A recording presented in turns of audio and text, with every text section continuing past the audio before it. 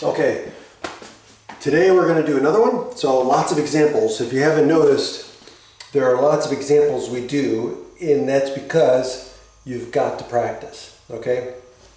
So now let's look at this one. So this is a case where we're going to have to rewrite this and simplify things to see how we're going to do our u substitution, okay? So notice that we've got 1 over x here, we've got x squared here, and it doesn't seem like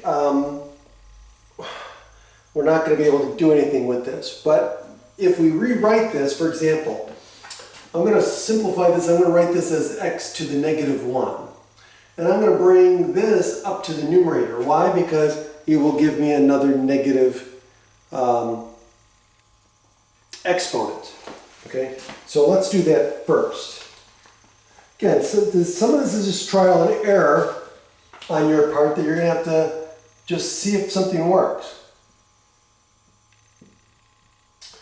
So I'm going to rewrite this as x to the negative 2 times e to the negative x dx.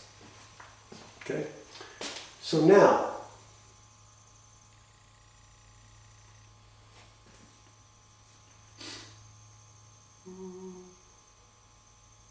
oh, I'm sorry. I knew something didn't look right. There we go. Better.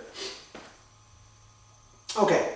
So now, now you can see that if I take this as my u and I take the derivative, I'm going to get x to the negative 2. So this will work. So now what I'm going to do is I'm going to set my u substitution as u equal to x to the negative 1. So which means du will equal what? Well, it's going to be negative x to the negative 2. And so I'm just going to multiply both sides by negative 1. And now I can substitute.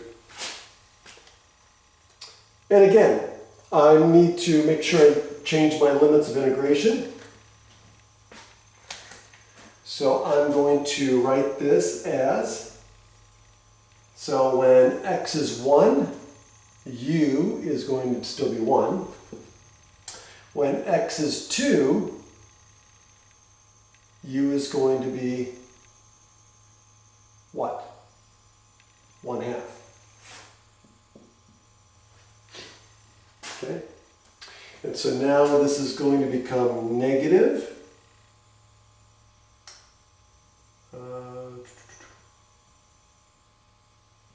e to the u du, which is easy, right? And so now I'm going to integrate this. So it's going to be, well, it's going to be negative e to the u evaluated from 1 to 1/2, which is negative e to the 1/2 minus e to the 1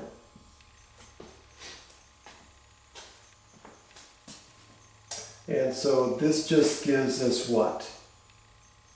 E to the 1 minus e to the 1/2.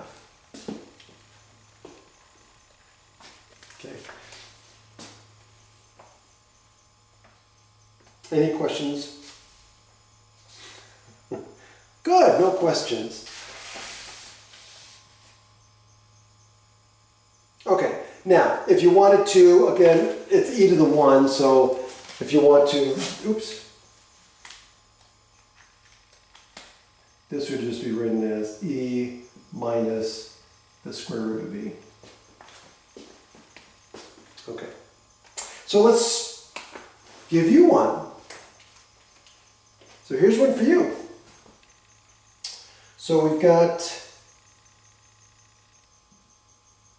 1 to 2, and here we've got 1 over x cubed times e